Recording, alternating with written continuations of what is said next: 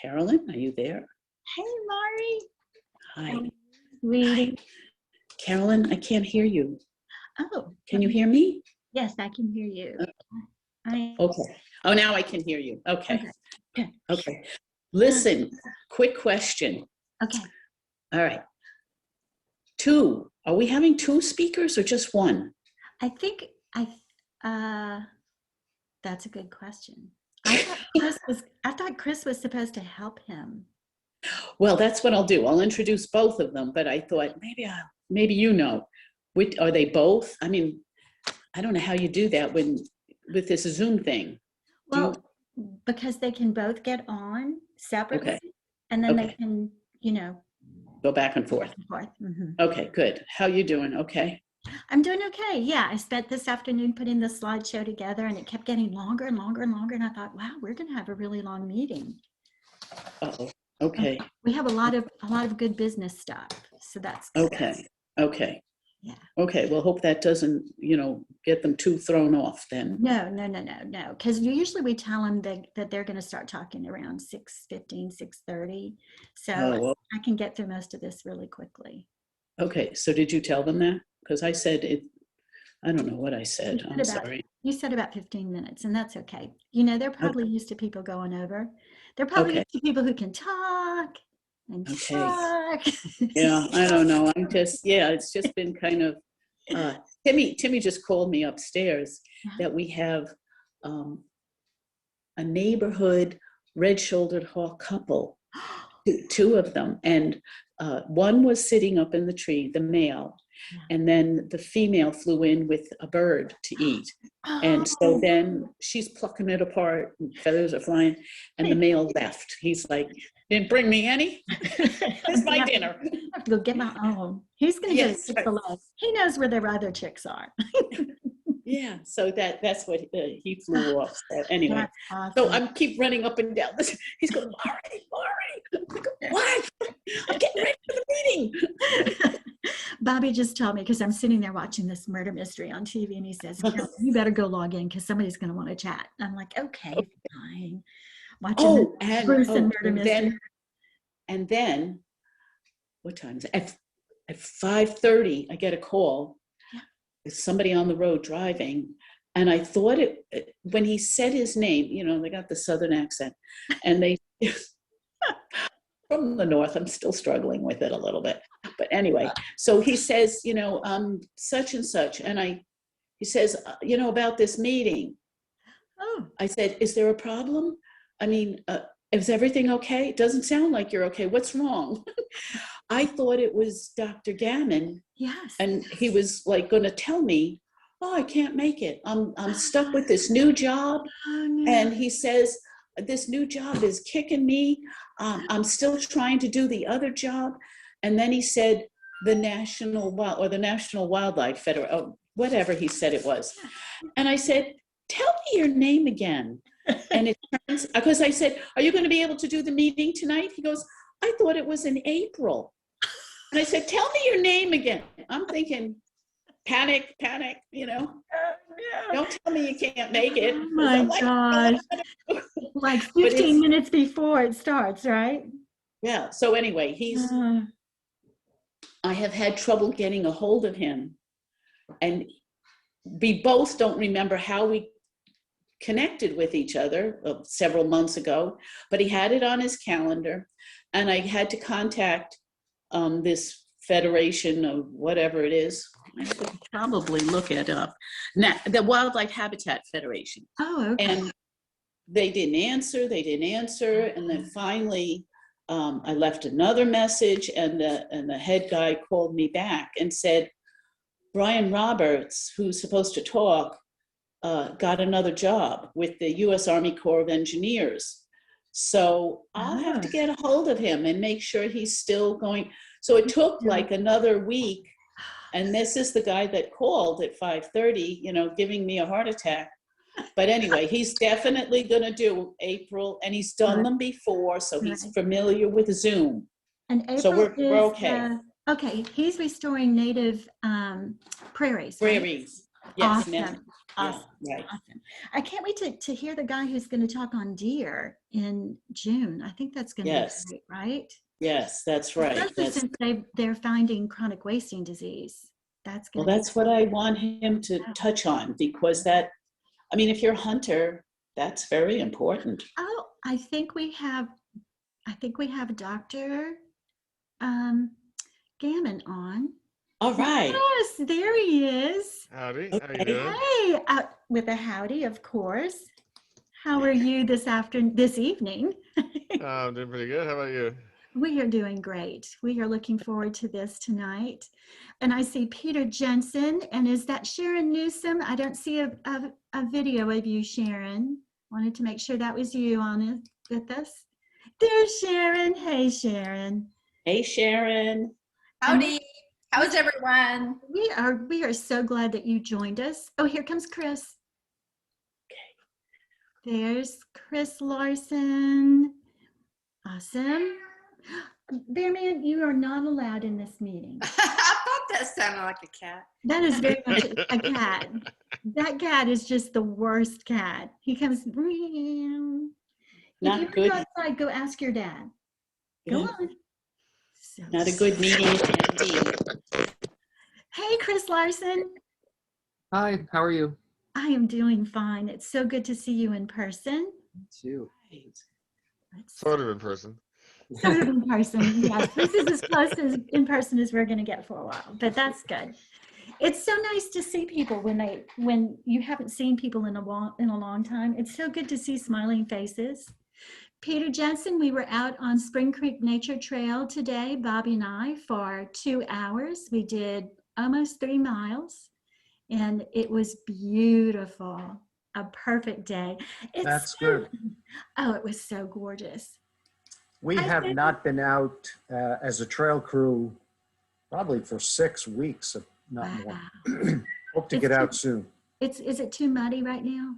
No, it was John Stacy, rightfully so, was concerned with the uptick in COVID, and he just wanted to hold off. And we have stewards along sections of the trail, and they've been reporting back, and if there are any issues, someone goes out.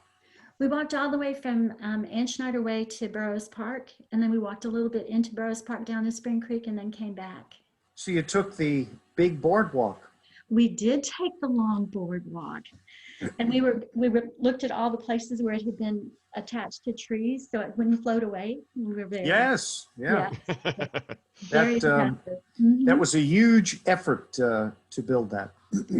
I bet so. And Lori and I did almost all of the planking on that, like 2 or 3 of us over Lori, her husband, and I, and then just Lori and I. Oh my gosh. That is. They didn't want anyone else out. Quite a beautiful undertaking. It's just so gorgeous out there. And the leafcutter ants were starting to get active again for spring. It was really, really neat to see. Especially with the freeze we had. It's amazing because we were on another section of the trail, the from Ann Snyder Way, the one that goes back toward Rob Fleming. Yes. And where those leafcutter ants are, it's that entire area. There are all these little hills where they've come up and then they head out, and they were so active. You just looked across, if you got low enough and looked across, it was just ants everywhere, looking. And they had the guard ants with them, and then they had the other ants coming back with the little leaf in their little jaws and heading back to their to the little ant bed. I love ants. I don't know what it is about ants. I just think they're fascinating, right? We're lucky to have Spring Creek Nature Trail, and it's hard to imagine when you're walking on it that we're that close to Houston. Oh, it's awesome. It really is amazing. For our presentation, I'm going to be sharing some slides, so I will make you for me. Right, I will make you a co-host, and you'll be able to share your screen. All right, and then while Chris is doing one demo, I'm going to walk outside and prepare another demo, but I'll switch to my cell phone for that. So you'll see me trying to join the meeting. Okay. partway through, so let me in. I will let you in. I will definitely let you in. I'm so looking forward to this. You know, I've heard so much about CoCoRaHS, and of course, every time I hear it, I have to look it up again to remind myself, what does that stand for again? Coconut something. I know the rain, hail, and snow. I know that rain, hail, and snow, but it's that cocoa that gets me confused every time. So I'm like, coconut. It's coconut, rain, hail, and snow. Well, it used to be Colorado. Get it. And I'll explain the history of that in my talk. Awesome. Yeah. That is so cool. Let's see who else we've got. If I have anybody wanting to get in. Nope, I got everybody in who wanted to come in. We have about 4 more minutes and we'll start the meeting. I like to start on time, especially because I have a lot of business to go through today. Okay. So I'd like to start. And Bobby has closed the door so I don't have that bad cat meowing at me anymore. Okay. Yeah, my dog gave up because she was like, I don't know who all those people are, so I'm leaving. She was done, huh? She's like, okay, we're done. I don't want to know. Well, at some point, something. Be cussing the cat because the cat will get even. You know that. Oh, yeah. Yeah. At some point, you may notice there's actually a dog behind me. Oh, look at that. Just out. Oh my gosh. Well, I was wondering if he was a real one or not. Hey, Ruth, thanks for joining us. Hi, how are you? I'm doing awesome today. Got my big walk in this morning, got to see cool stuff. And there's Julie Vickers. Hi, everyone. It is so great to see everybody.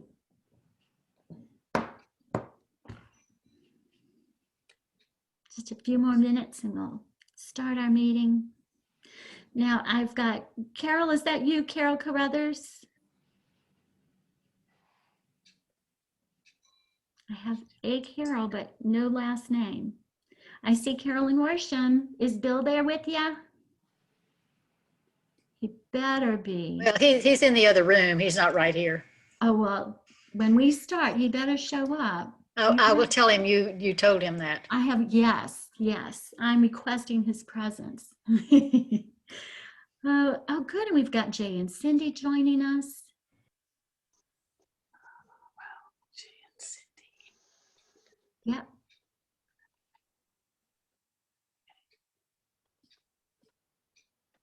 The Rubens are with us.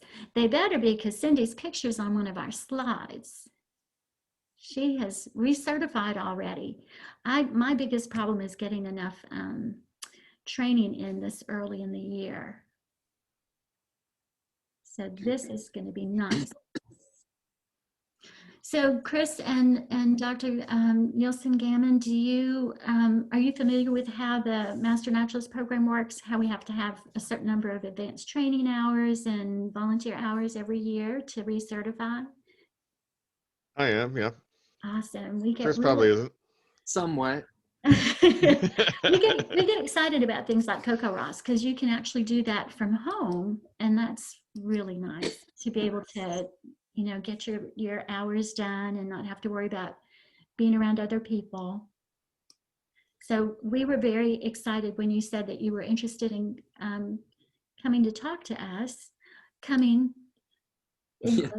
talk to us,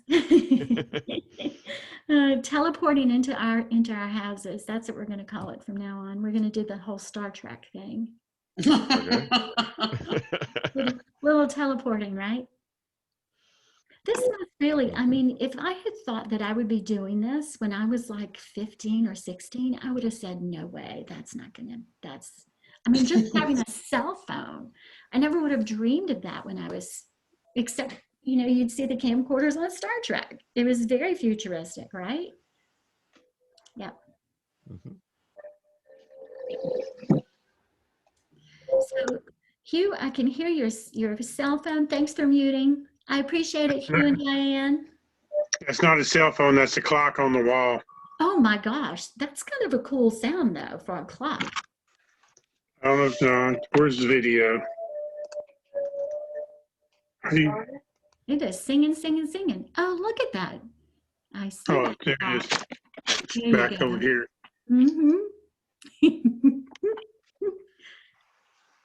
And Diane's there with you?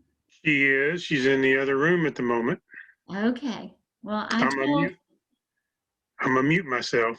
Okay, that sounds good. Okay, how are we doing for time? Oh, we're hitting 6 o'clock on the dot. Okay, I have logged in for the meeting. I guess I'll switch times. Okay, all right.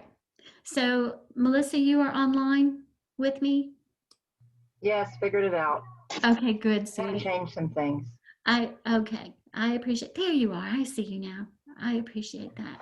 Okay, let me go ahead. I'm going to go ahead and share my screen so I can pull up my, there we go. Let's start at the beginning. Slideshow. Start from the beginning. Here we go. Let's close that little rascal. I want to make sure that I tell you what, I am going to make, let me find Melissa. Okay, Melissa, I'm going to make you a co-host. If you wouldn't mind watching to see who wants to join the meeting and letting them in, is that okay? Yes. Thank you very much. I so appreciate it. So can all of you see the welcome screen? Good. Okay. I take the silent nodding as a yes. That's perfect. Okay, let's get started. Here we go. The very first thing we're going to do is our membership report and pins by Melissa Schubert, our membership director. Melissa, you want to take it over? Sorry, the grandkids are in the background. The pins for the end of February and 1st of March is Cindy Rubens, Corinne, and Carolyn Worsham. And then for hours for February, we had 435 hours, and then for AT, we had 117 hours. That is awesome. So we were busy. We were very busy. And, you know, with all the snow and stuff, you would think that not a lot of that was going on, but that is awesome. Thank you so much, Melissa. I appreciate you. The pins aren't in yet. Pins, we're still waiting for pins to come. Okay. Andre said that he will not be able to be with us this evening, and he wanted me to let you know that we're in the final days to renew your membership. In the middle of March, the membership committee will be going in, and if you haven't paid your dues yet, they will be marking you inactive, which means when you log in, you won't be able to record any of your hours. So please get your dues in as quickly as possible. We have a PayPal link on the website. We also have this address on the website. So you can find those there. Okay, now Bruce is having, oops, I can go back one. Yep, Bruce is having dinner tonight with his family that's driven up from Houston, so he won't be able to join us either. And he says that these are the, oh, here we go. These are the volunteer opportunities. I said that wrong. Advanced training opportunities that are coming up this week. Mercer is having a volunteer orientation. This is on our calendar that lists exactly where that is taking place. In this picture, you can see Larry Walker and Carson Stokes and Suzanne Chapman, who is a Mercer employee. She works as the collections curator for Mercer Botanic Gardens. And so they are out there to work on that rare plant, the Prairie Dawn Preserve. And if you would like to attend the Mercer Volunteer Orientation, you need to go onto our calendar, and it'll have this link there for you to go ahead and register for that, because they're capping it at 20 to make sure they can socially distance. Okay, The first Saturday boardwalk takes place this Saturday at 7:30 a.m. It's going to be along Spring Creek Greenway with JoJo Bradbury. She leads a bird walk on the first Saturday of every month. And this does count as AT. If you go to Creekside Park West, which is at the end of Dr. Ann Schneider Way in the Woodlands, you can meet up with that group there. She's the person on the very right of this picture, so you can recognize her when you see her out there looking for bird watchers. Our team on Tuesday is coming up next Tuesday. This month it will be about birdability, which as you can read right here, removes barriers to access for birders with developmental or intellectual disabilities. And their motto is, because birding is for everybody and everybody. So they do require you to register. If you go to the Texas Master Naturalist main page at tamu.edu and look for the TMN Tuesdays, scroll down to March and click on the register button, and you'll receive the link to actually join the meeting. Spring Creek Greenway is having their ambassador training this year. This is a fabulous way to find out so much about what's going on in the area. You've got your local flora and fauna identification. You've got information about watersheds and wetlands. You've got IDing invasive species, how to blaze and maintain trails, kayaking. It's the most well-rounded introduction to our fabulous Greenway. So I encourage all of you to join that. Their orientation is March 25th. You can go online and register for that. You need to register once again. We have this on our calendar. So if you don't remember this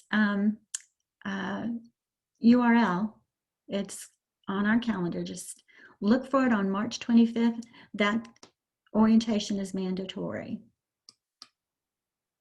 We have some volunteer opportunities. Brenda Reeves is going to join us, but I'm not sure if she's here yet. Brenda, are you on yet?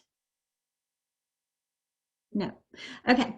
So the Woodlands Green is having their Adopt a Path, where you just go for that one day and pick up along the path, pick up garbage and things like that.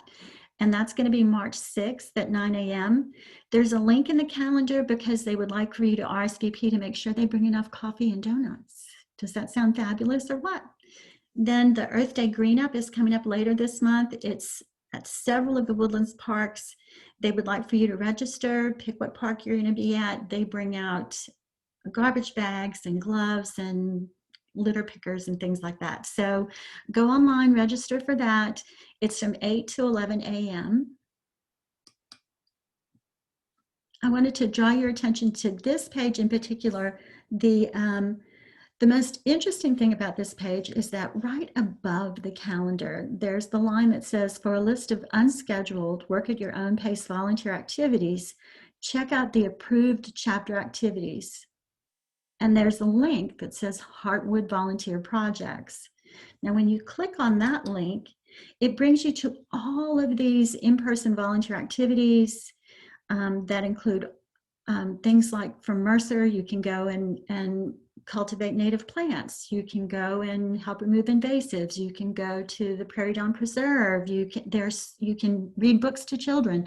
There's so many things that you can do at Mercer. Just as there's so many things you can do at Club Woods, at Jesse Jones State Forest, the Bayouland Conservancy Trail Crew, and the Woodlands Township Invasive Plant Task Force. All of these have different days and different times that you can go. So get in touch with those organizations. When you click on the little plus sign in front, it gives you a little description of what's available and who to get in touch with. Oops, went too far. And below that, it has ongoing monitoring project activities. Adopt-A-Loop is our big one this year. There are other things like the, I think it's a honeysuckle leaf blight project. There's going to be the City Nature Challenge in April will be under this. So there's going to be several other things under there not just adopt a loop. So take your time, go onto the calendar, look for that link that says Heartwood Volunteer Projects and follow that so you can find more ways to volunteer. And as always, remember that the state's virtual volunteer fair is still available online to view, and that still counts as volunteer hours to watch it. So if you haven't had a chance to see it, please take a moment to do so. This is our Adopt a Loop information. I want you to take note of Thursday, March the 4th, which is tomorrow at 9 a.m. and 1 p.m. Our good birder, Crean for Burke Mose, Crean, correct me if I'm wrong. Crean is going to be leading a bird walk that involves using eBird and Merlin bird ID instruction. He's going to do that so that way when you do start working on the Adopt a Loop, you'll know exactly how to use these apps. He asks that you download those apps to your device beforehand so you're ready to rock and roll when you get out there to see him. This is in Lakeside Park, which is off of Alden Bridge in the Woodlands. It backs up to Bear Branch Reservoir, and the bird life back there is phenomenal. There's even a great blue heron rookery. We get like 100 white pelicans migrate through and land on that lake. It's just amazing. So again, the time is 9 a.m. on March 4th and 1 p.m. In the bulletin, I accidentally put 7:30 a.m. and that's a little too early in the morning. So make sure you don't show up that early. Call Crean if you're going to show up. Let him know what time you're going to go, so that way he's not standing out there waiting for people and people don't show. So on Saturday, March the 6th at 7 a.m., Terry Stin will be at Huntsville State Park Nature Center. She's going to cover iNaturalist and eBird instruction. She's going to talk about the Adopt a Loop record keeping that's necessary to complete. This actually counts towards service hours for the Adopt a Loop project. The walk with Crean, it will be considered advanced training. Some of the walk with Terry will count as AT, and some of it will count as actual volunteer work because that is part of our loop. And she is going to be able to show you how to actually do it hands-on.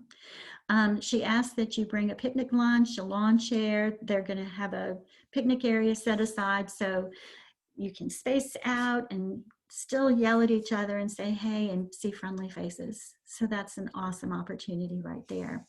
And that is this Saturday. We hope to see you there. And Mari, would you like to introduce our speakers? Yes. Tonight we have a couple of special guests. Tonight we have Dr. Nielsen-Gammon, who has been on the faculty of Texas A&M University for 30 years, since 1991. He received his doctorate at Massachusetts Institute of Technology and presently does research on extreme weather, floods and droughts, air pollution, computer modeling. He also serves as the Texas State climatologist, and he helps Texas, the state of Texas, which obviously needs help, to make the best possible use of weather and climate information through applied research, outreach, and service on state level committees. Now, this is kind of cool. He wrote the weather and climate chapter of our Texas Master Naturalist curriculum. So be sure to look for his name in your book. For this talk, I was contacted by Chris Larson, who you also see tonight, who is a junior meteorological major at Texas A&M University and from Texas and in Dallas area. He's currently a student technician at the Office of the State, the Texas State Climatologist. And he plans on graduating in December 2021 and has aspirations of becoming a research scientist doing climate science research. So that's kind of a hot topic, at least in our Houston area. So please welcome our two speakers for tonight, John Nielsen-Gammon and Chris Larson. Thank you so much for agreeing to come and talk to us. Yeah, you're welcome. Thank you for inviting us. Chris and I are going to do sort of a tag team presentation today. I'll talk to you a bit about the Community Collaborative Rain, Hail, and Snow Network, which is basically a citizen observing program for precipitation. After I give a bit of background on it, we'll switch to a demonstration mode where we'll show you what the equipment is, how to take observations, and the whole bit, so you're comfortable with the concept. You know what you're getting into when you hit the sign up button on the website. And we'll show you some of the resources available for that as well, and answer any questions you might have.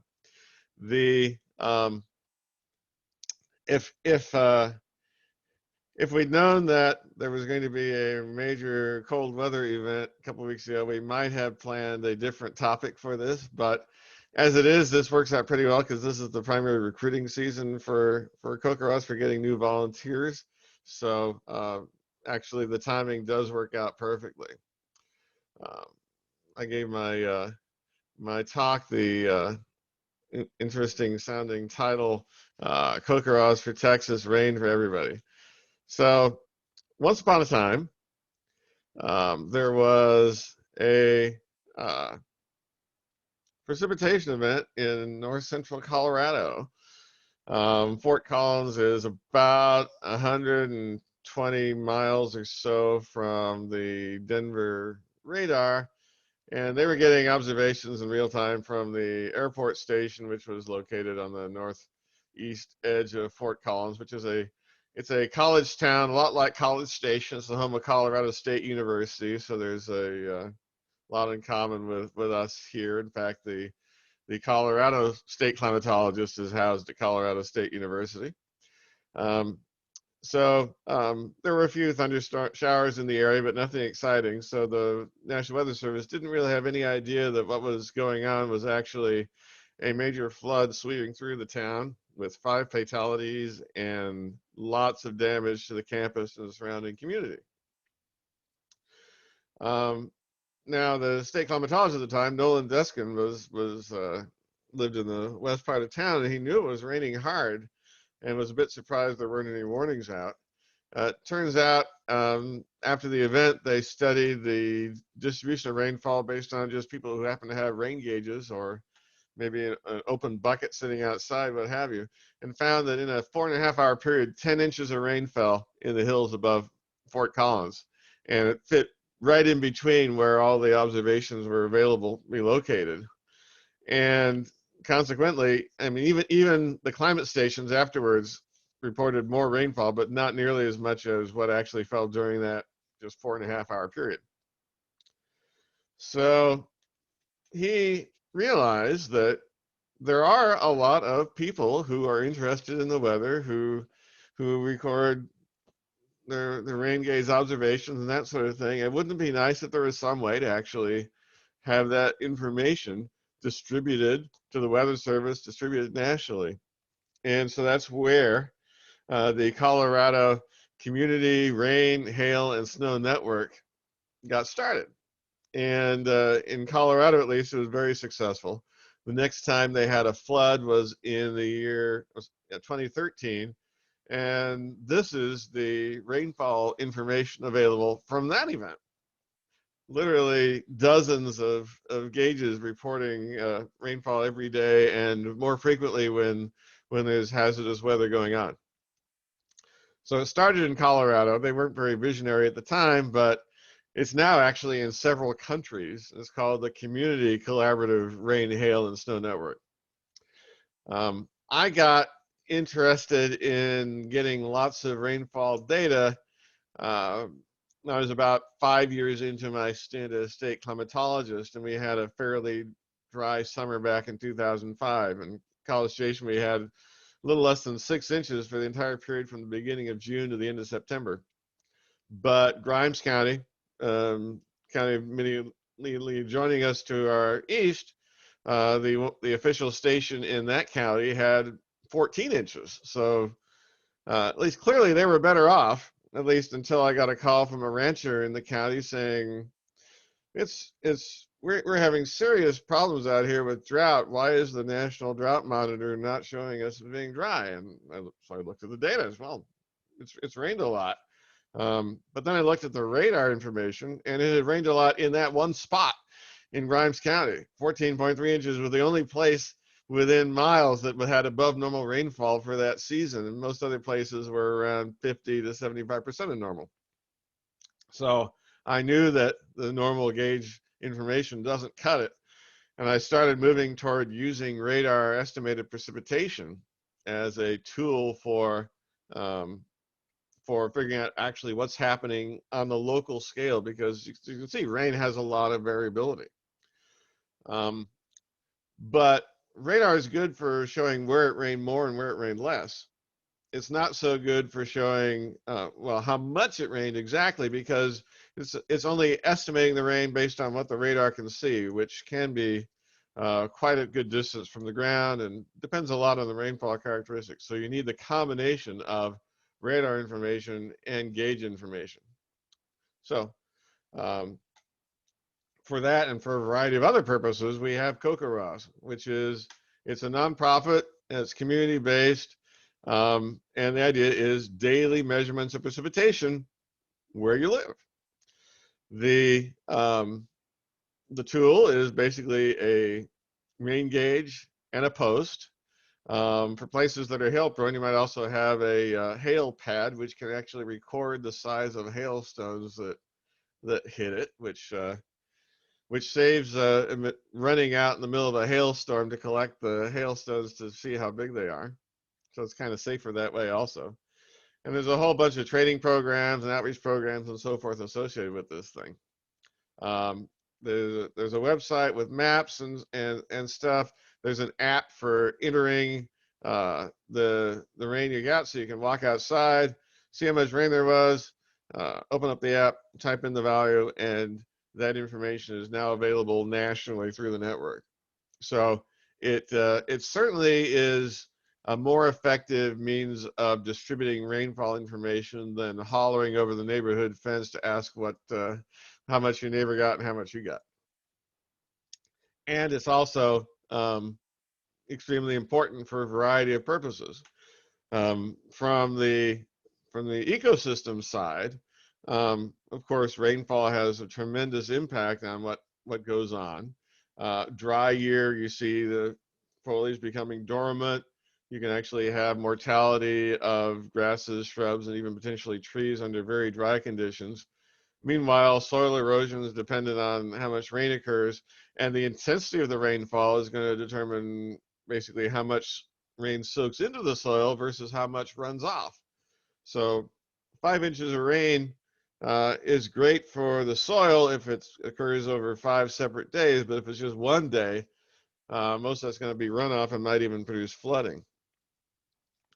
Hail has almost no data available, and the reports available in real time can actually save lives. Soon after the network made it to Texas, we had an event near New Braunfels in Comal County, and there was one little thunderstorm. The radar image here in the lower left shows it, and it looked like a couple of inches of rain, except the reporter submitted a special observation of 7.12 inches, saying that all but 2/100 of it fell between 3:30 and 5:30 p.m. And on the basis of that report, the Weather Service correctly issued a flash flood warning for the areas in the northern side of New Braunfels because of that one observation that wouldn't have been there 10 years earlier. So it gets used by the Weather Service, by hydrologists for figuring out how much rain fell in a watershed. I use it for figuring out how intense drought is in different places. City utilities use it for water supply purposes, stormwater, flood control. The regional Houston coordinator is with the Harris County Flood Control District. USDA uses it for understanding variations of crop production, various ecological applications, research, teachers, students. It's a great training tool. If you got kids who are old enough to take observations, like I was when I was 11 years old, and I got my parents to buy me a weather station. That's how I got involved in weather as a career. I figured, well, if I'm going to be taking observations once a day, and it's still interesting after a year of doing that, it's probably always going to be interesting. So that trained me to watch what's going on outside the window and try to understand what's going on. Example quote from the River Forecast Center or in the East Coast: fills in the holes in our gauge network. It's used to improve the bias in our radar-based estimates. The more ground truth we have, the more accurate the forecast of river flooding becomes. So here's the current state of the network. This is the precipitation between February 14th and February 21. The darker colored dots indicate more rainfall. On the live site, you'd actually be able to see the amounts by just moving your mouse over the dot. And you can see the Austin-San Antonio region has the greatest density of CoCoRaHS observers in all of Texas, probably because the New Braunfels Weather Service office very early on realized how important it was to get people who are actually measuring the rain and not just relying on radar. Montgomery County and Walker County are actually pretty good as far as East Texas goes, but there are certainly some gaps in the area, and there's some counties nearby that don't have any active observers whatsoever. Furthermore, the farther away you go from Houston, the farther you are from the weather radars, which means that in Huntsville, the radar beam is probably close to 7,000 or 8,000 feet above the ground. And if there's rain being produced below that, the radar is not going to capture that. So the radar observation, the rainfall observations more distant from the radar are particularly important for both warning and for drought. Okay, so enough of a slideshow. Let's go to some demonstrations. And so we'll show you what the rain gauge is like and why we have a standardized sort of gauge for this sort of thing. I'll show you how to decide where to put your gauge. We'll demonstrate some measurement techniques for how the thing operates, and then how you enter your data onto the website and get it into the network. And after that, I'll show you some other tools that are available on the website and take some questions. So I'll go ahead and stop sharing right now and turn it over to Chris to show you the highly advanced technological equipment that is used for these observations. Okay, thank you. And I just want to mention, you might have to change your view to like speaker, just so you can see me better. Okay, so this is a standard CoCoRaHS rain gauge, and it has a 4-inch diameter, and it actually is 3 components. So you're gonna have the funnel and the inner tube, which is also the measuring tube, and that has measurements up to hundredths of an inch, and this whole tube holds 1 inch of water. And then you have the outer tube, and this holds 10 more inches of water. And so you just kind of put it all together. It has kind of a place in the center, and just put the funnel right on top and get that in there. And I just want to mention, it's important to use a CoCoRaHS rain gauge because, well, for one thing, you want to have consistency and accuracy across the whole network. You want everyone to use kind of the same rain gauge. Another thing people have been asking, I know in the past, is they ask, can I use an automated rain gauge like I have at home? And the answer is no. And the reason is because there's been so many studies that they've done, and they've found that automated stations overwhelmingly underestimate precipitation. And another thing is they're really not very good in snow conditions. They don't capture as much snow as a manual rain gauge would. And so, yeah, for reasons like that, they want you to use their CoCoRaHS standard rain gauge. And you can buy these. It's if you go to the CoCoRaHS website, there's a link. I know on the right side it says something like, click here to buy equipment or rain gauge or something like that. And I also want to mention that they do have bulk purchasing if you want to buy for like a group. I know they have that, so I just want to mention that. And that's what I have about the gauge. I know Dr. NG is trying to get somewhere he can show good placement for a gauge. Oh, there he is. Yeah, howdy. Yeah. So I have moved to outside of our house, and I've got a sample gauge here handy. This, where I'm standing, would not be a good place to put the gauge because we're under the overhang, so that's kind of obvious. You'd want to find a place where basically anything would not be splashing into the gauge or affecting the amount of rain being ready. So right now I'm far enough away from the house. The house isn't going to cause a problem. You'd also want to put the gauge, by the way, probably somewhere about eye level, at least a yard or so above the ground level, so it's easy to read. You have to be able to reach the top of the gauge for reasons that will become apparent when we demonstrate how to use this. First justification is not all that good because I'm standing under the trees in our yard as well. So realistically, you want to be away from the trees too.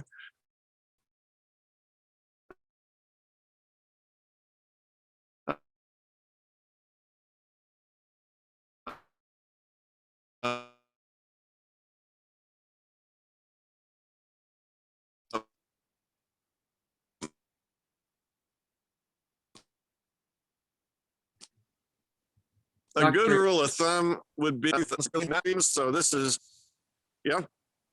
I was just going to say, we're kind of losing.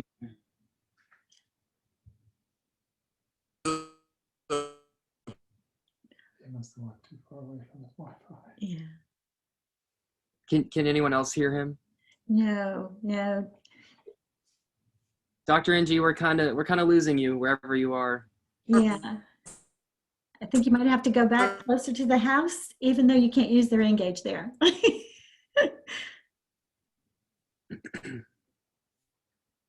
Perfect spot for the gauge, except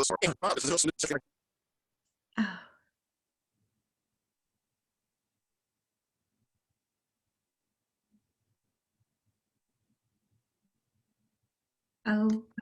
Okay. Okay, I guess I'll move on to what happens in the event that you need to measure the rain. I believe what he just wanted to say is you can find all these training info on the website, but your rule is kind of, you want to be as far away from an obstacle as tall as it is. So you want, as tall as it is, you want to be as far away. You don't want to have, trees hanging over it, overhangs, things like that. Just kind of an open area that you can find. And so, okay, so I have some, I have some simulated rain, and I did make it red just so it's easier for everyone to see. Sorry, Dr. NG, I kind of moved on because we lost you. Okay. Such is life. Okay, so let's say it rains, and it's less than an inch. So it filled up that much. So what you're going to do, you're going to go out to your rain gauge. Here, I'll try to... Notice it looks like there's more than an inch there, but that's the way the funnel works, so you can actually see the hundredths of an inch is a lot easier that way. Yeah. Okay, so you take out the inner tube, and the best thing, what I would do is I put on a level surface, read it at eye level, and I'm not sure if you guys are familiar with this, but there is something called a meniscus, and that's kind of how the water has surface tension. It kind of, sticks to the edge of the tube. So it's going to be like a U shape. You want to read the bottom of that U shape. And so I'm reading about 0.45, and you always want to read to the hundredths place.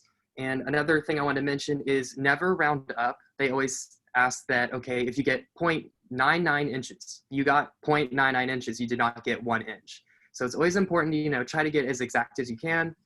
And so that's what would happen if it rained less than an inch. So I'm just going to pour that back in here. And let's see what happens if it rains more than an inch. So, okay. So it's getting to more than an inch, and then it goes over. So the funnel works that there's enough space inside of or hanging outside the tube that it goes on the outside. So this is going to catch anything that goes over an inch. And so in that case, take the funnel out. You have to be kind of careful because the water's going to go everywhere. But this is 1 inch of rain. And so always write that down. So you have 1 inch of rain in here. Try not to spill this everywhere. 1 second.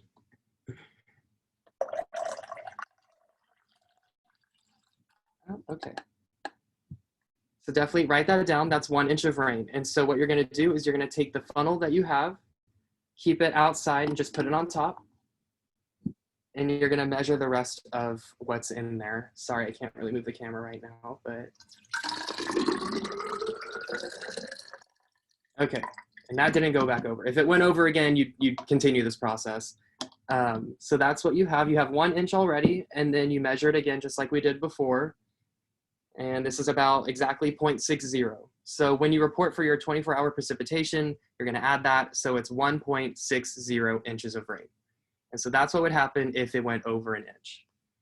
And I just also want to mention, the way I like to think of this is you should always report zeros. So anytime you don't get rain, you should always report it every day. This should be, make it part of your routine. And go into the CoCoRaHS website, put 0.00. And the way I like to think of it is it's as important to know when it did rain as much as it is when it didn't rain. Another thing I just want to mention, let me pour this out. If you go out to your rain gauge and you see something like this, just, like little drops around there, you see that there's some kind of moisture in there, not dew, but, precipitation, you would put in T for trace.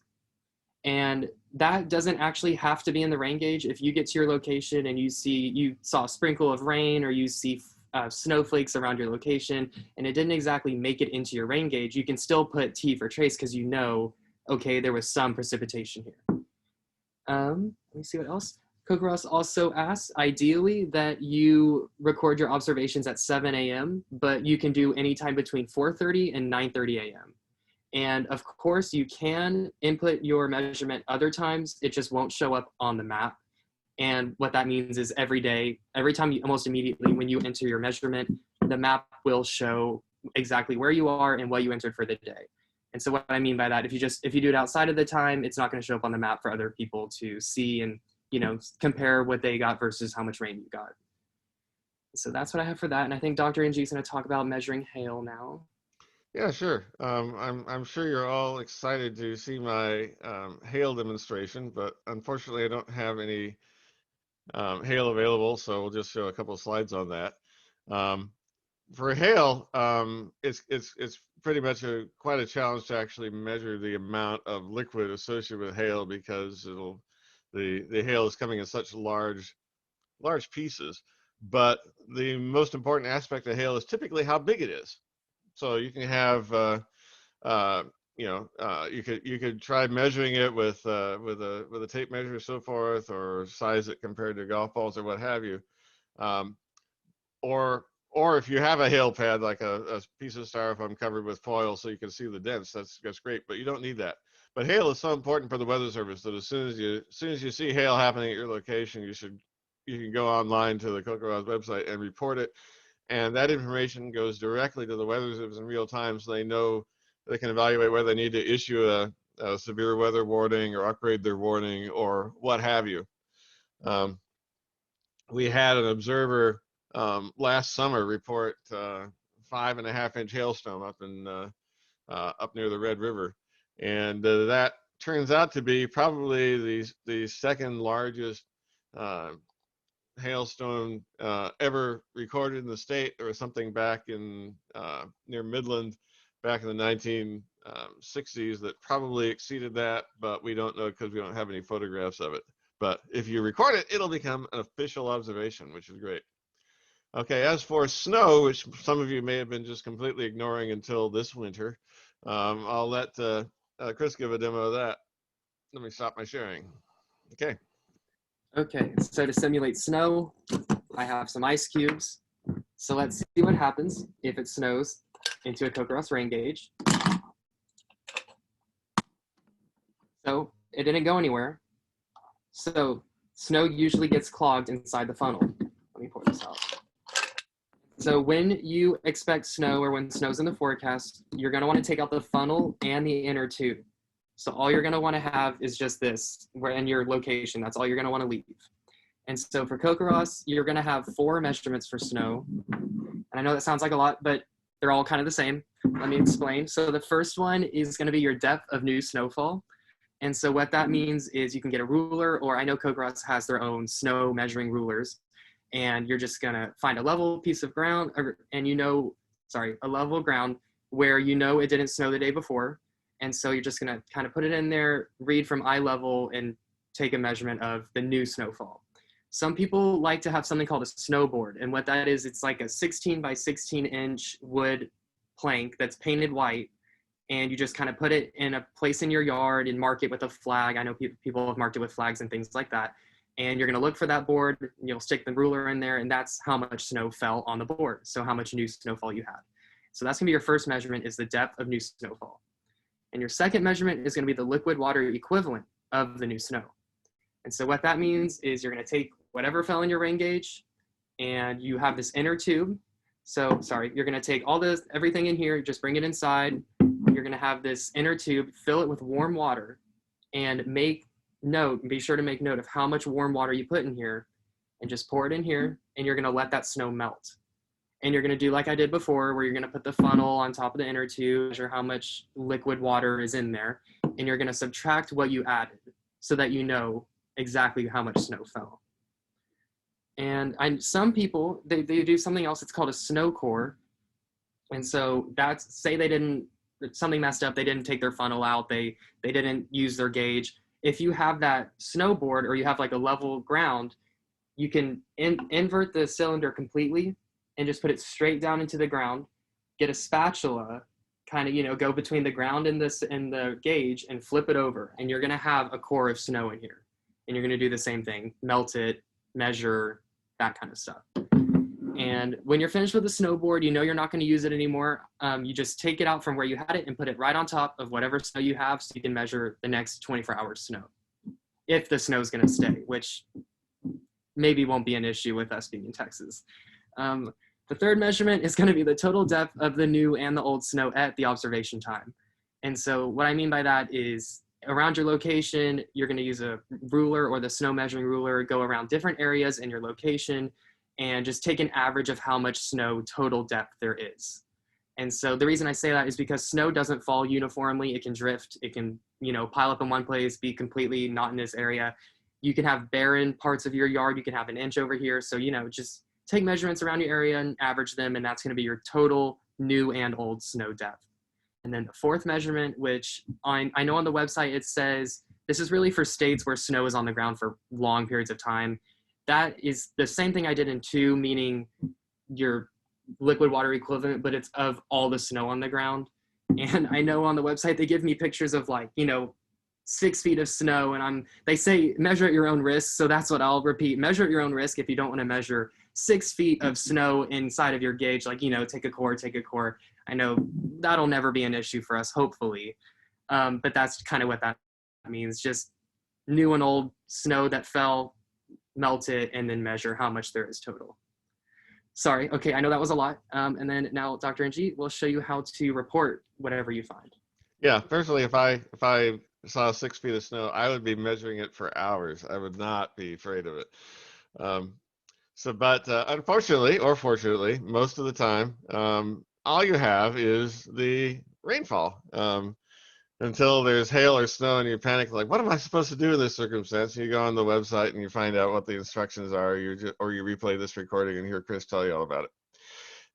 Anyhow, you can enter they have an app where you can just take it outdoors with you and make your measurement, and then open the app and type in the amount of rain, and it'll automatically say the date and the time, and you're good to go. That's all there is to it. So it takes much less time to actually make an observation than it does to describe how to make an observation.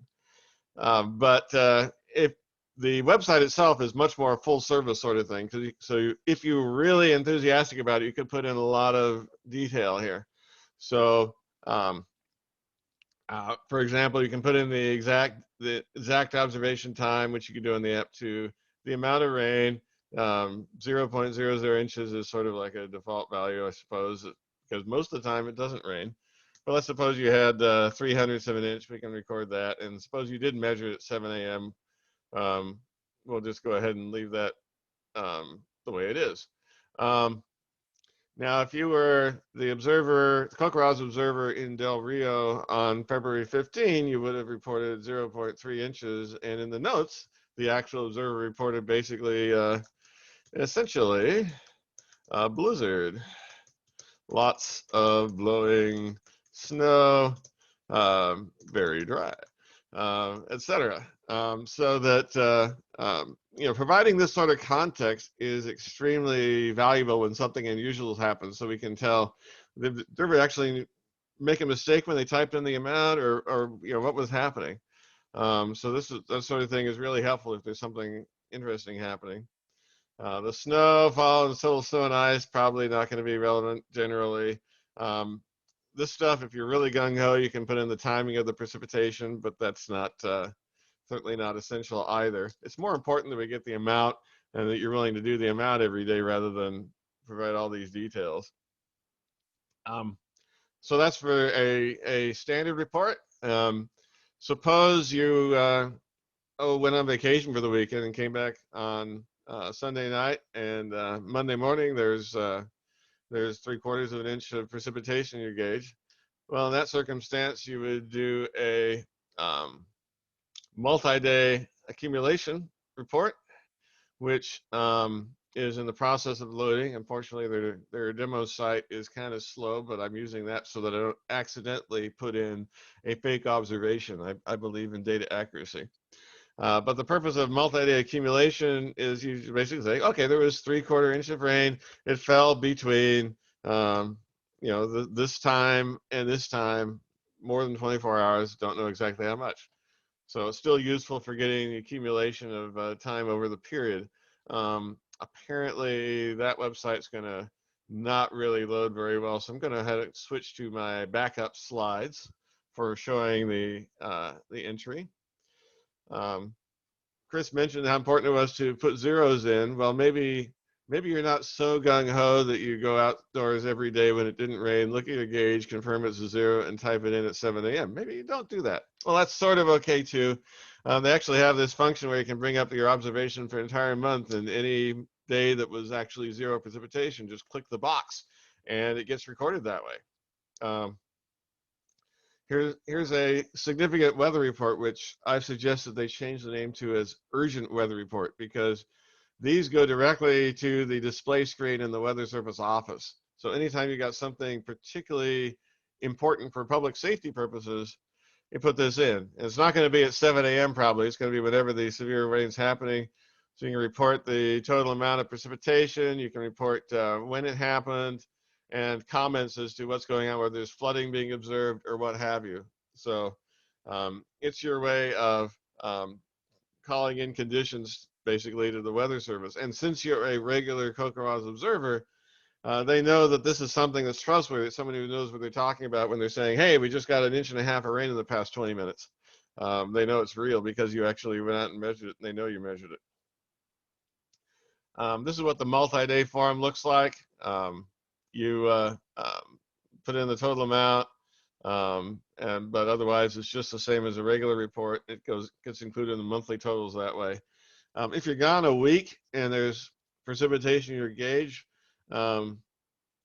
you should probably make at least a note that the total is suspect, because probably a lot of the precipitation evaporated, especially if it had overflowed. But the gauge is sort of set up so it's not really exposed much to the air, so probably most of the rain will stay there. And you can, if you want, you can try it out after it rains and make the measurement. And if you know it's not going to rain the next day, just see how much is left the next day when you go out and look. It'll be different in the wintertime than the summertime because evaporation rates are very different. Another thing that's probably going to be particularly of interest to master naturalists is what's called the condition monitoring report, where you just pick your own schedule, whether you want to send in a report every week, every month, or what have you. Say, how dry or wet are things in your subjective impression? And this example says it's moderately dry, and says basically the pond is dried up and trees are losing their leaves.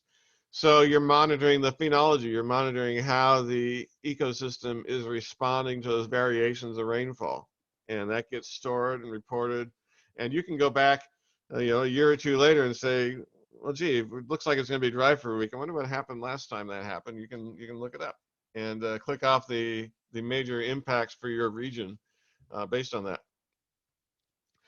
Okay, so we got time for question and answer, and well, we actually have some questions that normally get asked by anyway, and I've got to kick things off. I've got Chris, the designated questioner, and I'll be the designated answerer. So, Chris, what questions do you have? Okay, this one actually is pretty helpful because I know we didn't hear maybe half of, when you're outside, but what if I don't have a good place to put my gauge? Oh, well, maybe you have a good neighbor or someone else, or even if you have a good place, it's good to recruit other people into the endeavor. Or perhaps on your neighbor's property or nearby business, you can say, hey, mind if I install a gauge here and come out every morning and make a measurement? It's better to have accurate rainfall information in the database than it is to have convenient rainfall information in the database. So that's why I don't personally have a CoCoRaHS gauge. Those who can't do, teach. All right. Do I report morning dew that has collected in my rain gauge?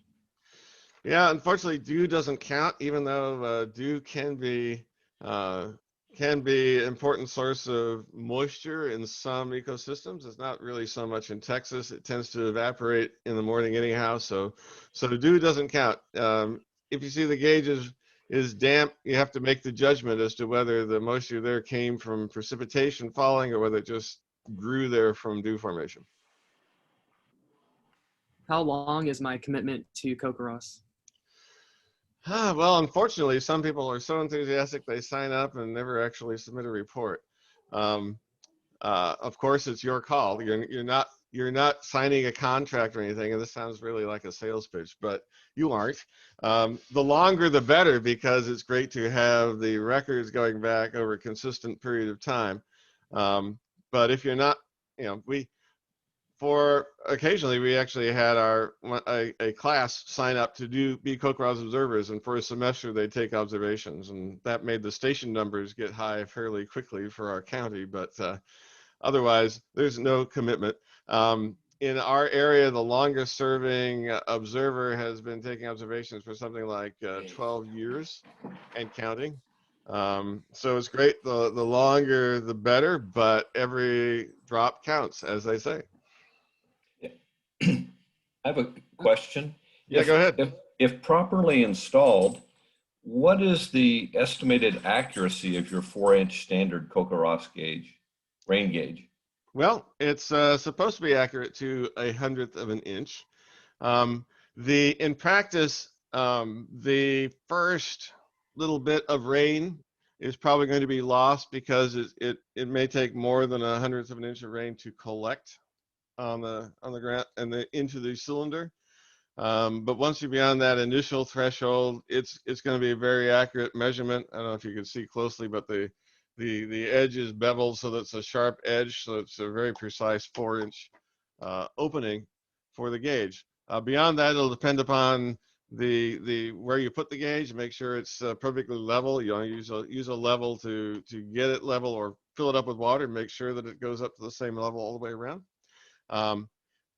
Beyond that, the main inaccuracy is going to be associated with wind. If the wind is blowing, you might actually have air flowing over the gauge that might affect how much accumulates. But in terms of gauge quality, this is about as good as it gets. It's considered to be ground truth for rainfall information. Yeah. Any other questions from folks and the Master Naturalist community?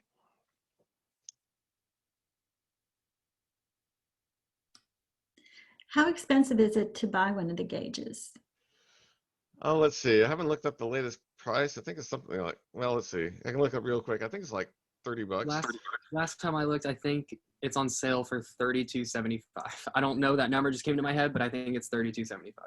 Mm-hmm. But if you got one that looks like this, that's 4 inches and has the has a decent capacity like this, then it's fine. It doesn't have to be the name brand. But some of these automated ones that record it electronically, that can be pretty shoddy. Yeah, not a thing. So will you entertain questions about the recent climate event we had? I suppose I will. Before I do that, though, I just want to remind everybody that it is March Madness. Let me share the slide for March Madness here. You know, since basketball isn't really the same, but rainfall is. Let's see. Whoops, did I share properly? I lost my Zoom window. Let's see. I'm screen sharing something. Let me make sure I'm sharing the right thing. That's what I wanted to share. Okay. So the March Madness is the basically every year they try to do their big recruiting push this month, so the timing is excellent. So if you're going to sign up, please sign up by the end of the month. We might actually win for total number of new volunteers in the state of Texas, which would be cool. Also, there's a lot of other stuff on the website you can read about, including training videos. Their animations are great, I can tell you, even if you're not planning on signing up, just go ahead and watch some of their cartoons. And I'm the coordinator for the Brazos Valley region, which is the peach color in here. Houston Galveston, the coordinator, is with the Harris County Flood Control District, as I mentioned. There's also a coordinator specific to Montgomery County. But to join and sign up, you would go to the CoCoRaHS website, CoCoRaHS.org, and just click on the Join CoCoRaHS link, and that's all there is to it. Sooner or later, you'll get a rain gauge, hopefully, and start sending in your observations. Okay, so you're asking about other stuff besides CoCoRaHS?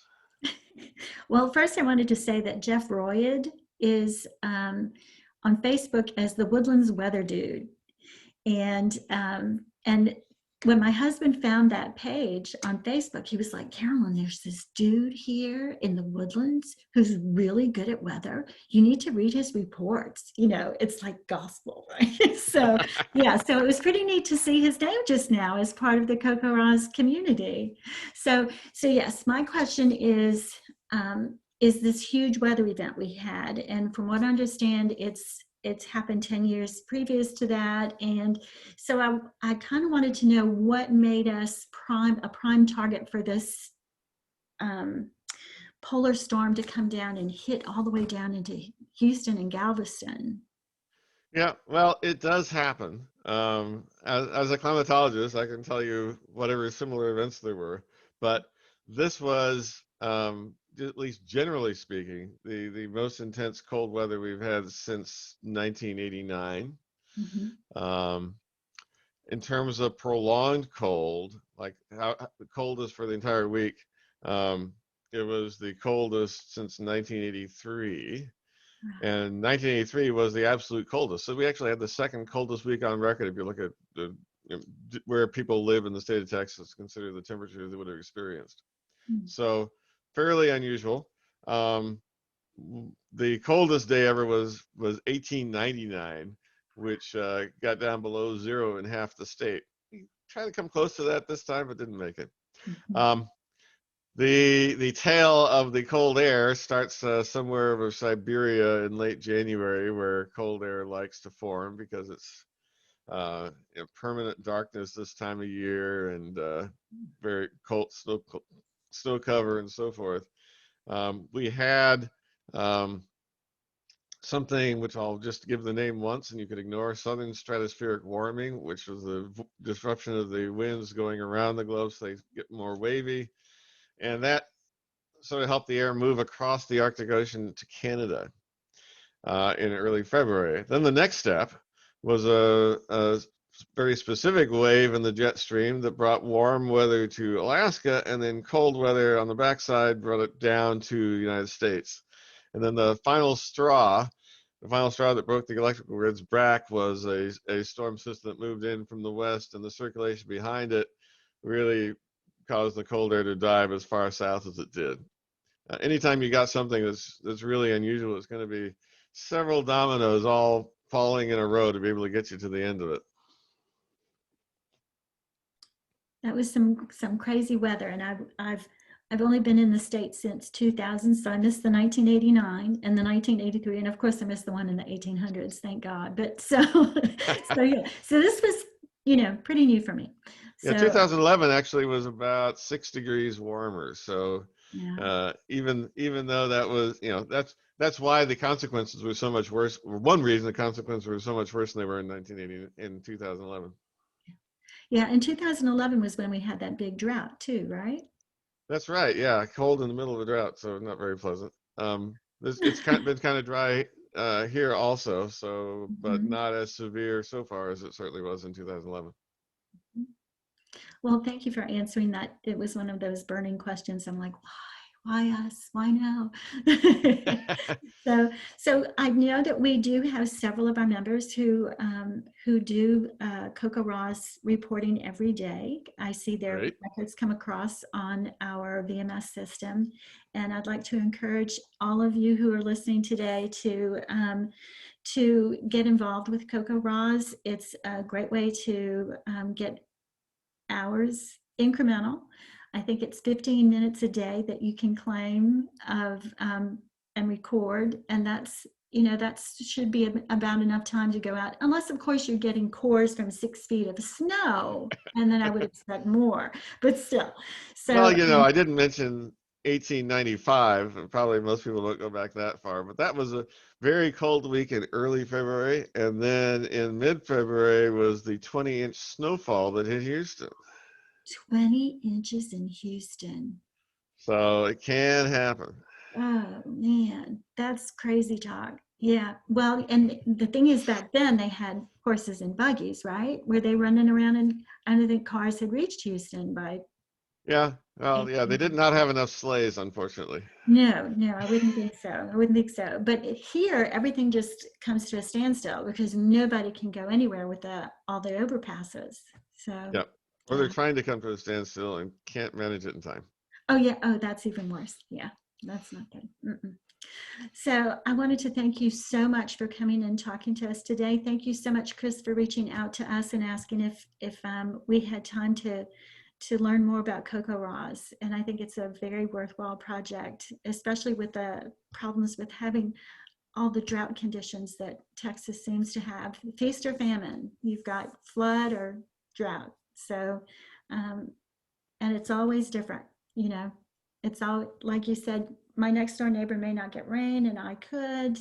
It's so site specific, you know. It's good to be able to record that for posterity. Oh. So I have a message from our VMS members director, and she said to remind you all that this does count if you're doing CoCoRaHS. It does count as Texas water certification hours, which is another program that we're involved in, is water certification and water specialist. So it actually counts for that. There's a little box that you tick at the end when you're filling out your VMS hours that says this does account for Texas water hours. Okay.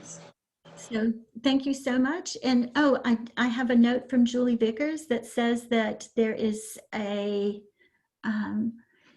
the texas.songsearch.com/vote is up right now till March the 14th. And there is a Conroe man who's in the contest. He's written an anti-litter song. And so if you go to the Texas, it's tx.songsearch.com/vote, you can vote on what song that you think best gets across the state's anti-litter message. So I think that's fascinating. Thanks so much for sharing that with us, Julie. Thank you so much. I know that we have questions, Dr. Ng, about whether or not you would be able to join us for some of our training that we're going to do. We have a new intern class that's starting, and we'd love for them to hear from the horse's mouth how CoCoRaHS works. Sure. So, yeah, absolutely, that'd be fine. Perfect. We'll get in touch with you about that. Again, thank you so much, Chris. Thank you so much, Dr. NG. And for those people who are recording their hours, we had about 15 minutes of CB, chapter business, and about 45 minutes of advanced training. So again, thank you. And I will see you all again next month. And next month, we're doing Restoring Native Prairies. Okay. Bye-bye. Good night, Thank all. Thank you. Right. Thanks for coming. Thank you. Thank you again. Thank you.